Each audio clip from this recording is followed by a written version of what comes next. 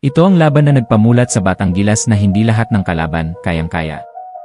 Sa unang pagkakataon sa SEABA qualifiers, hinarap ng Batang Gilas ang kanilang matinding katunggali, ang Indonesia.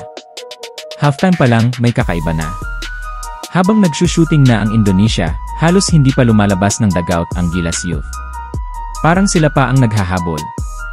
At sa totoo lang, kailangan na nilang sulitin ang bawat segundo para mag-regroup.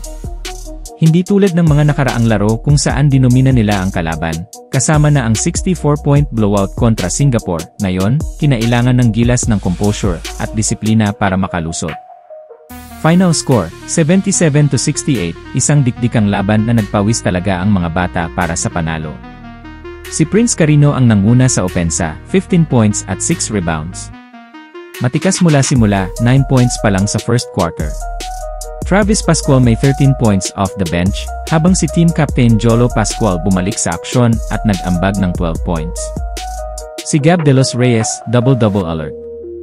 10 points, 11 rebounds, may dagdag pang 5 assists at 3 blocks. Everett Cruz, steady rin. 10 points, 7 rebounds. Umabot sa 4 na puntos ang Indonesia, 65-61. Pero dito na pumasok ang clutch run ng Gilas.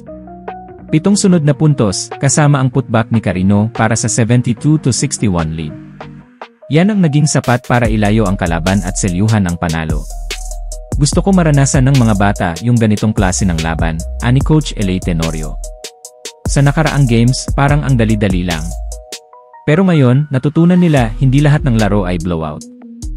Dahil sa panalong ito, Gilas Youth ang natatanging undefeated team sa torneo.